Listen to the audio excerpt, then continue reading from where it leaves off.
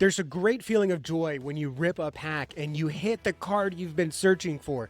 It's just the same as when you do a trade and you finally get the card you've been chasing for so long. Trading cards is something that we can do nowadays that our ancestors would probably laugh at, the amount of attention and joy that a piece of cardboard can give us. But it is something that brings pure joy. However, there is a certain way that you can go about collecting that can not only kill that joy, could kill your budget, could kill your mental health, and could kill your relationships. In this video, I'm going over 3 mistakes you need to avoid so that way you can keep your card collecting journey safe, fun, and enjoyable for the long term. Howdy, howdy. My name is American Texan, and I love to talk about trading cards, especially Wonders of the First. And I collected trading cards in the early aughts with my friends. We would play cards and trade cards on the band room floor, did a little bit in college, and then took a long break. Wonders of the First has brought me back. So I talk a lot about Wonders of the First on this channel, but if you're new to trading cards or even collecting in general, because I collect comic books as well,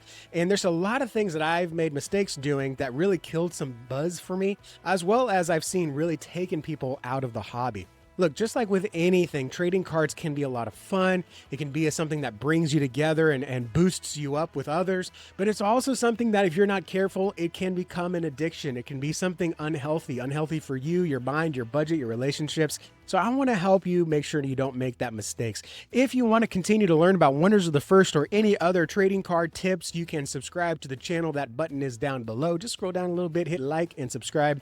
I would much appreciate it. Let's go into mistake number 1. And look, I've made this mistake myself, especially when I jumped into, well, just about anything I want to collect because I am an all-in kind of guy. And that mistake is going hype over passion. It's going for completion over passion. Look, there's something specific that you probably like. However, only about 1% of the people can really collect everything in a collectible set. And those 1% of people are going to have fun, and this video is probably not for them. They wouldn't be watching a mistakes video. They'd be watching how to raise more capital for your trading card collection, right? But if you're new to the hobby, one of the things that you can make the mistake is trying to go too big, too fast, too deep, too soon. Look, there are things that you might enjoy personally about a collectible card game. You might enjoy a certain type of archetype. You might enjoy a certain type of color of card, maybe a certain type of treatment of card. And that's fine. A lot of folks want to go real big and go all in. And I was the same way. When I started in Wonders of the First, I knew I wanted to get all of the formless foil treatments of the cards. Formless foils are the ones that have no borders. They're completely foil throughout, edge to edge. They are beautiful. However, I quickly learned that I did not have the time, I did not have the network, and I definitely did not have the budget to collect all of those beautiful formless foils, because even just one formless foil mythic on a great day is going to be about $150. So to complete a full set, I knew I couldn't do that all. So instead, I decided I wanted to collect the full orbital, but I knew I couldn't chase the popular ones, the ones that had the most characters or the ones that had the best cards, so to speak. So I decided to choose to collect Umbrathine. And you've got to trust me that when I tell you that even though this binder is not complete, you know, you can see some pages missing here, I am actually having a lot more fun trying to collect all of the Umbrathine cards versus all the cards in the entire set. Now, I'll tell you this too, looking at my budget trying to collect all of these cards, it's been tough. And I'm going to be chasing a lot of these cards for probably several years. So really think about what you love about the game. And for me, you know, I'm American Texan, right? I got a gun collection. I like to see vigilante superheroes, if you can call them superheroes. So I thought, well, in the future sets, I'm not going to be able to sustain collecting an entire orbital every set, especially if they do multiple sets per year. So I decided to scale it back. Now I'm only collecting the cards with firearms in them. I thought that's a fun thing. It's very personal to me. It's very fun to chase. It's a great conversation starter. You know, what do you collect? Well, everyone collects dragons. Everyone collects orbitals. Everyone collects formless foils. Everyone's searching for OCMs. The American Texan, that guy, he's looking for firearms. That becomes a little bit more memorable too, as we talk about later on in the community. It's real easy for someone to send me a picture and say, hey, I know Texan's looking for this one because he's been asking about it.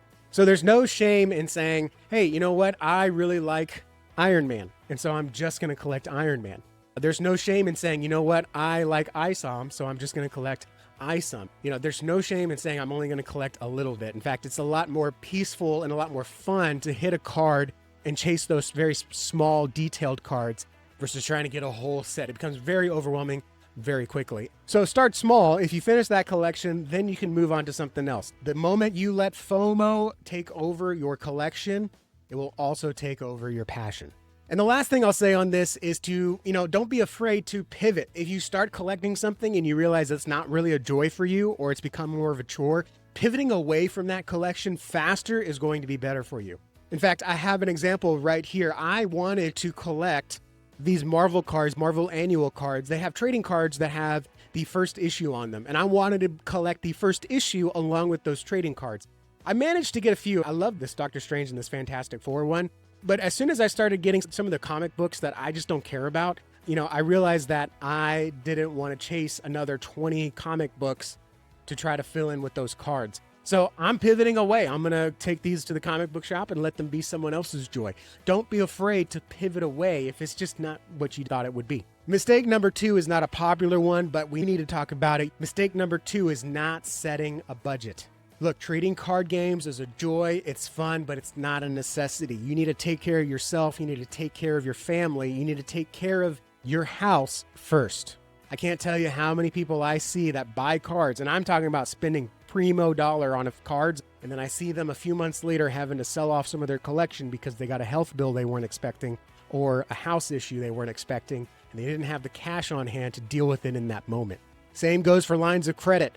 You got a line of credit, and that's great, but don't use up your credit to pay for the game. The last thing you need is to fill up your line of credit with trading cards, and then when an actual emergency comes, you're trying to find money because you don't have that headroom anymore in your budget.